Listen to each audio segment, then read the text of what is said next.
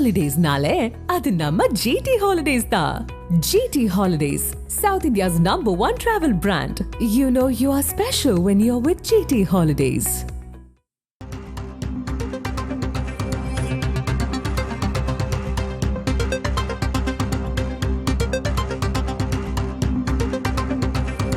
சென்னையில் நடைபெறும் இளையராஜா பாராட்டு விழாவிற்கு தமிழக முதலமைச்சர் மு.க. ஸ்டாலின் வந்திருக்கிறார்.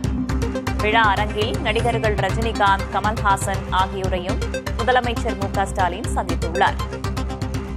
இசைஞானி இளையராஜாவுக்கு சென்னை நேரு உள் விளையாட்டு அரங்கில் பாராட்டு விழா நடைபெறுகிறது. இந்த விழாவில் பங்கேற்பதற்காக தமிழக முதலமைச்சர் மு.க. ஸ்டாலின் அங்கு வந்திருக்கிறார். ஏற்கனவே நடிகர்கள் ரஜினிகாந்த், கமல்ஹாசன் அங்கே வந்திருக்கும் நிலையில் அவர்களையும் அவர் சந்தித்துள்ளார்.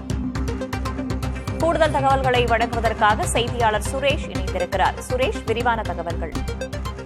தமிழகத்தின் ஒரு இசை ஜாம்பவான் என்று சொல்லக்கூடிய அளவில் இளையராஜா அவர்கள் இருக்கிறார்.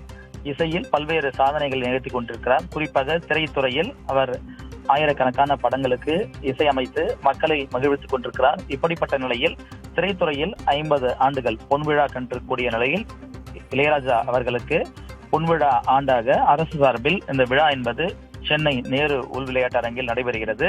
அதிலும் குறிப்பாக சிம்போனியினை அண்மையில் அவர் நிகழ்த்தி காட்டியிருந்தார். சிம்போனி இசையை நிகழ்த்தி இருக்கக்கூடிய இளையராஜா அவர்களை கௌரவிக்கும் வகையிலும் இந்த பொன்விழா ஆண்டு விழா என்பது நடைபெறுகிறது.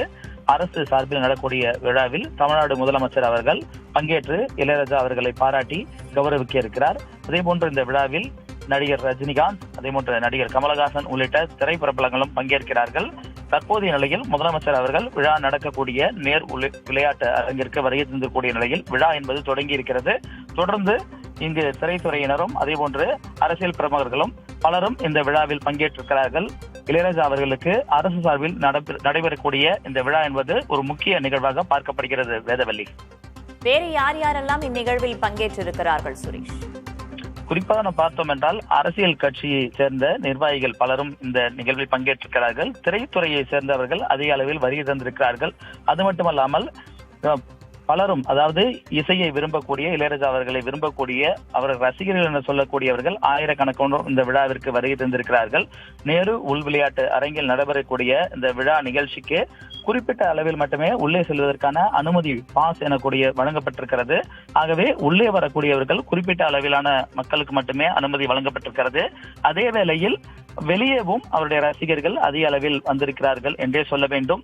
இந்த விழா தற்போதைய நிலையில் தொடங்கி இன்னும் ஒரு 2 மணி நேரத்துக்கு மேலாக நடைபெறவுள்ளது. ஆகவே நேரு உள் விளையாட்டு அரங்கம் பகுதி முழுவதும் சுற்றிலும் இளையராஜா அவருடைய இசை ரசிக்கக்கூடிய ரசிகர்களும் வருகை தந்திருக்கிறார்கள். திரைத்துறையினர் அடுத்து வந்து கொண்டே இருக்கிறார்கள்.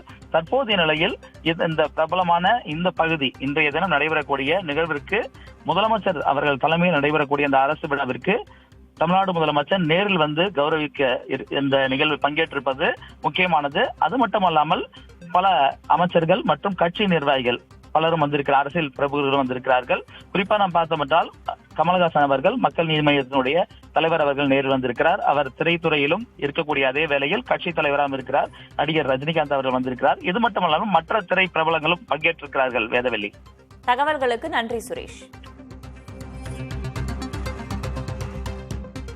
Holidays-nale, adu namma GT Holidays da. GT Holidays, South India's #1 travel brand. You know you are special when you're with GT Holidays.